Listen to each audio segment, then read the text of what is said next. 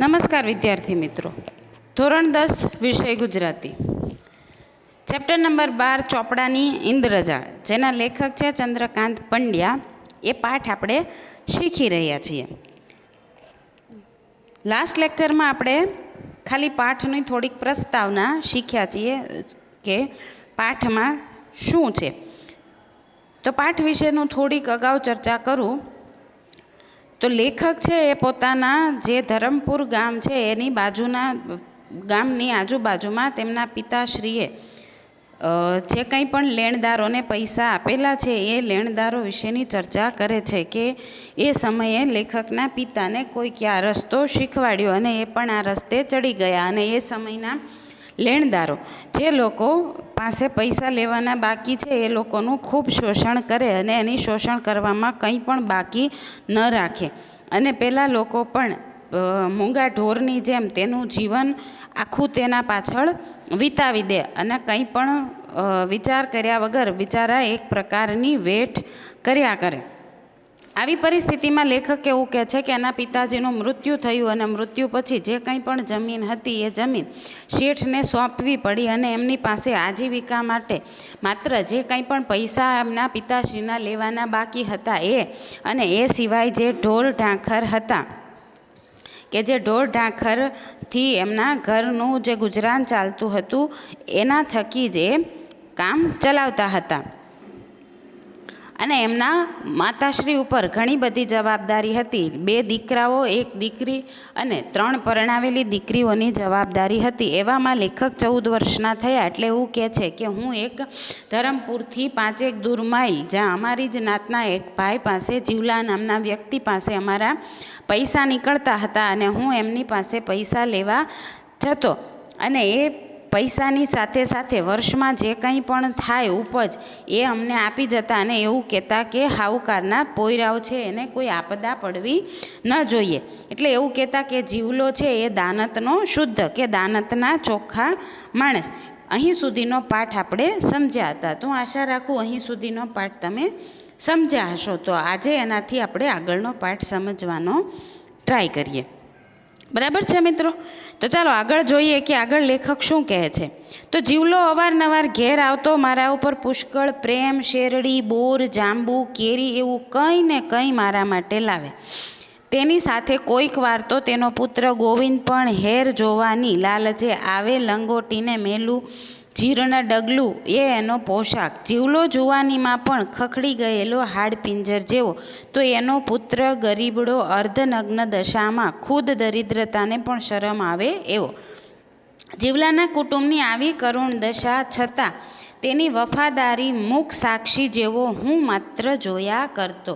કે પછી એ જીવલા વિશે વાત કરે છે કે જીવલો છે એ અવારનવાર અમારા ઘેર આવતો અને મારા ઉપર પુષ્કળ પ્રેમ, શેરડી આવી બધી જે કંઈ પણ વસ્તુઓ હોય એ વસ્તુઓ મને આપી જતો અને એની સાથે સાથે એના પુત્રને પણ મારે ઘેર લાવતો અને એના પુત્રનું વર્ણન કરેલું છે કે એટલો દરિદ્ર કે એના પુત્રને જોતાં જ તમને ખબર પડે અને હું આ બધી વસ્તુ છે એ માત્ર જોયા કરતો કે આટલું ગરીબ ઘર છે છતાં એનામાં વફાદારી કેટલી છે. બાપુ ગુજરી ગયા પછી બા મને ઉઘરાણીએ મોકલે. મરઘમાળમાં જીવલા ઉપરાંત પણ 1-2 લેણદાર હતા. તેઓ જીવલાની સરખામણીમાં જરા ઠીક સ્થિતિમાં કહેવાય એટલે બાને તેમના પૈસા નિયમિત મળતા. પણ જીવલો તદ્દન ભાંગી ગયેલો, પત્ની મરી ગયેલી, તેનું 12મું કરવા માટે વળી બીજો શાહુકાર કરેલો એટલે જીવલા ઉપર કડક ઉઘરાણી થાય. કે પછી એવું કહે છે કે બાપુ ગુજરી ગયા પછી બા જા મને ઉઘરાણીએ મોકલે. એ જ ગામમાં જીવલાની સાથે સાથે બીજા 2 લેણદારો પણ હતા પણ તેઓ જીવલાની સરખામણીમાં તેમની પરિસ્થિતિ થોડીક સારી એટલે બાને એના પૈસા નિયમિત મળ્યા કરતા કે એ લોકો નિયમિત પૈસા આપ્યા કરે અને એના મુકાબલે જીવલો છે એ તદ્દન ભાંગી ગયેલો એટલે કે વધારે ગરીબ કે પત્ની મરી ગયેલી અને 12મું કરવા માટે પણ બીજો શાહુકાર કરેલો કે એમની પત્નીનું 12મું કરવા માટે પણ બીજા શાહુકાર એટલે બીજા વ્યક્તિ પાસેથી ઉછીના લીધેલા એટલે જીવલા ઉપર થોડુંક કડક ઉઘરાણી કરવી પડતી. રવિવારે બા મને ઉઘરાણીએ મોકલે, ભાતામાં કોઈ વાર સુખડી તો કોઈ વાર શક્કરપારા બનાવી આપે. દિવાળી પછી તો લગભગ દર રવિવારે ઉઘરાણીએ જવાનો કાર્યક્રમ નક્કી જ હોય. નદીમાં નાહવાનું મળે, ઋતુના ફળો ખાવા મળે, ચણાનો ઓળો, શેરડી, બોર, કેરી જે મળે તે પેટ ભરીને ખાવાનું અને ઘર માટે પણ લાવવાનું. સાથે 2-3 મિત્રો હોય એટલે રસ્તો ક્યાં કપાઈ જાય તે ખબર ન પડે. કે પછી લેખક એવું કહે છે કે દર રવિવારે બા મને ઉઘરાણી માટે મોકલે અને ઉઘરાણી માટે જાઓ તો સાથે મને ભાતામાં સુખડી, શક્કરપારા આવું બનાવી આપે કે જેનાથી મારે ઉઘરાણી કરીને આવું ત્યાં સુધી ખાવામાં પ્રોબ્લેમ ન થાય. અને ઉઘરાણી કરવા દિવાળી પછી તો દર રવિવારે જવાનું જ હોય એટલે એ પછી એવું વર્ણન કરે છે કે નદીમાં નાહવાનું મળે, બધા ઋતુના ફળો ખાવા મળે, રસ્તામાં ચણાનો ઓળો, શેરડી આવી બધી વસ્તુ જે છે એ પેટ ભરીને ખાવા મળે અને 2-3 મિત્રો સાથે લઈ જાઓ એટલે રસ્તો ક્યાં કપાઈ જાય એ મને ખબર ના પડે. એક રવિવારે એ જ રીતે ઉઘરાણી કરવા જીવલાને ત્યાં મરદમાળ ગામે જવાનું થયું. મારા સાથે મિત્રો મહંમદ ને રસિક હતા. બીજે ઉઘરાણી કરવા જવાનું નહોતું એટલે બાએ કશું ભાતું બંધાવ્યું નહોતું. અમે જીવલાને ઘેર પહોંચ્યા તો માલુમ પડ્યું કે જીવલો કામ અંગે કશે બહાર ગયો હતો. 12 વાગતા આવી પૂગે એમ ગોવિંદે કહ્યું એટલે સમયનો સદુપયોગ કરવા અમે એના ખેતરમાં ઉપડ્યા. બોરડી ઉપરથી સરસ મજાના મીઠા રાંદેરી બોર પાડ્યા, ખાધા ને ગજવા ભર્યા. કે પછી એક વખતનું વર્ણન કરે છે કે એક રવિવારે અમે ઉઘરાણી કરવા માટે જીવલાને ત્યાં ગયા અને ત્યાં ગયા તો મિત્ર મહંમદ અને રસિક મારી સાથે હતા અને વધારે કંઈ ઉઘરાણી હતી નહીં એટલે બાએ કંઈ ભાતું આપેલું નહીં અને જીવલાના ખેતરે ગયા તો જીવલો હતો નહીં અને આવી જશે એવું તેના દીકરાએ કીધું. એટલે સમયનો ઉપયોગ કરવા માટે લેખક અને તેમના મિત્રો છે એમના ખેતરમાં ગયા અને બોરડી ઉપરથી બોર ઉતારી અને ખાધા અને બાકીના છે એક ખિસ્સામાં ભર્યા. મરચીના છોડ ઉપરથી મરચાં તો રીંગણી ઉપરથી રીંગણા તોડી અમે ઠાંસીને ભરી.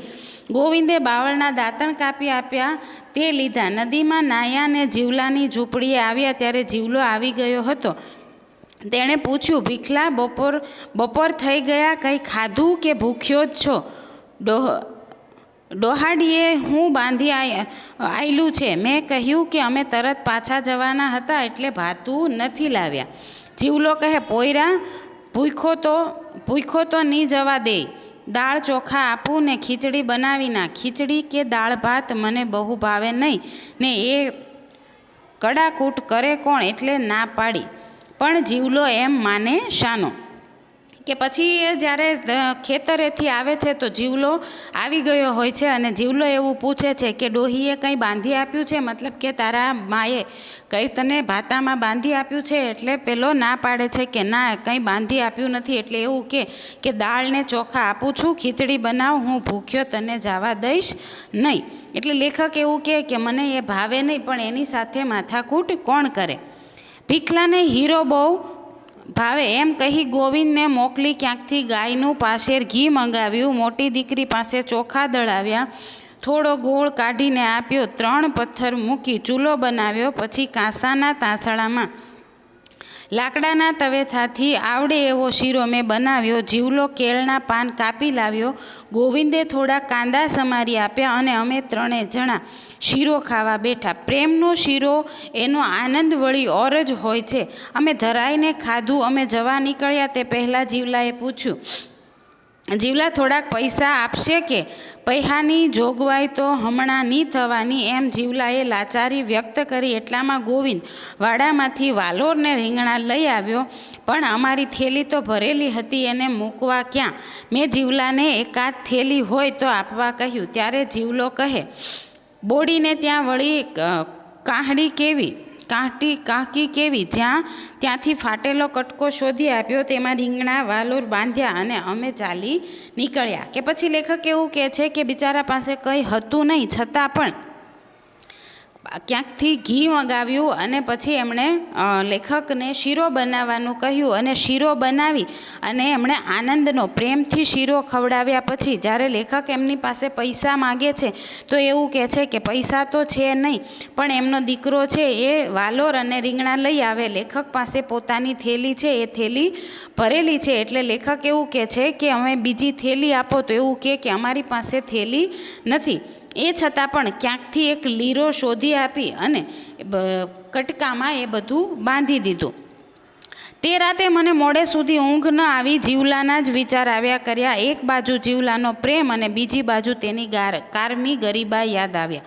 એવું વાક્ય બોડીને તો વળી કાહકી કેવી ઘડી ઘડી યાદ આવ્યા કર્યું. રાત આખી અજંપામાં ગાળી. હું શોષણખોર છું, બોડી જેવી જીવલાની દુર્દશા કરનાર હું જ છું, એવો ભાવ જાગ્યો. શીરો જમતા હતા ત્યારે જીવલાના નાગડિયાને પેટમાં ખાડા પડેલા નાના છોકરા કેવું ટીકી ટીકીને જોઈ રહ્યા હતા તે દ્રશ્ય ખડું થયું. ભણવા ગણવાની તે રમવાની ઉંમરે કોઈ ગોવાળિયાઓમાં જતો, કોઈ ખેતરમાં ચાર કાપતો કે બળતણ માટે લાકડા કાપતો, કોઈ શેઠિયાને ત્યાં શાહુકારી પેઠે વેઠ કરતો, ત્યાં હું બીજો શાહુકાર બેઠો બેઠો શીરો ખાતો હતો. એના છોકરાના મોંનો કોળિયો મેં જ ઝૂંટવ્યો હોય એમ મને લાગ્યું ને તે પણ ઓછું હોય તેમ 2 થેલીઓ ભરીને શાકભાજી લઈ આવ્યો. મારી જાત ઉપર મને તિરસ્કાર આવ્યો. કે પછી લેખક એવું કહે છે કે મને રાતે ઊંઘ ન આવી અને આખી રાત એ જ વિચાર આવ્યા કે બિચારો કેટલો ગરીબ છે. એના છોકરા ભણવા અને રમવાની ઉંમરે બીજા કોઈકને ત્યાં વેઠ કરવા જાય છે, એટલે કે કામ કરવા જાય છે, અને હું બેઠો બેઠો ત્યાં શીરો ખાતો હતો. એક તો કેટલા શાહુકારીઓ છે, એમાં હું પાછો એક વધારાનો શાહુકારી કે આટલું બાકી હતું એમાં પાછા મેં 2 થેલી ભરી અને શાકભાજી લીધા. એટલે લેખક એવું કહે છે કે મને મારા ખુદ ઉપર તિરસ્કાર આવ્યો. સવારે બાને પૂછ્યું, બા જીવલાનું દેવું ક્યારે પૂરું થશે? એ બિચારો તો કેટલો ગરીબ છે, શી રીતે દેવું ભરી શકશે? બાએ કહ્યું, ફોગટ થોડું આપે છે, મૂળાના પતિકા જેવા રૂપિયા રોકડા કાઢીને આપ્યા છે. મારે ગળે એ વાત ન ઉતરી. કે સવારે પછી એના બાને પૂછે છે કે જીવલાનું દેવું ક્યારે પૂરું થશે? બિચારો તો કેટલો ગરીબ છે, એ ક્યારે આ બધું આપી રહેશે? એટલે માં એવું કહે છે કે મૂળાના પતિકા જેવા રોકડા રૂપિયા એને આપ્યા છે, પણ લેખક છે એમના ગળે આ વાત ઉતરતી નથી. કે લેખકને એવું લાગે છે કે આ બિચારો કેટલો ગરીબ છે અને આ ગરીબ છોકરા પાસેથી, મતલબ કે આ ગરીબ વ્યક્તિ પાસેથી આપણે કઈ રીતે પૈસા લેવા જોઈએ કે જેના છોકરાને ખાવાના પણ ફાફા પડે છે અને ત્યાં જઈ અને આપણે આટલા પૈસાનો ઉઘરાણી કરીએ છીએ. તો મિત્રો, આજે પાઠને અહીં સુધી રાખીશું. આના પછીનો પાઠ એકદમ રસપ્રદ પાઠ શીખવાની મજા આપણને નેક્સ્ટ લેક્ચરમાં આવશે. તો આના પછીનો પાઠ છે એ આપણે નેક્સ્ટ લેક્ચરમાં શીખીશું. ધન્યવાદ.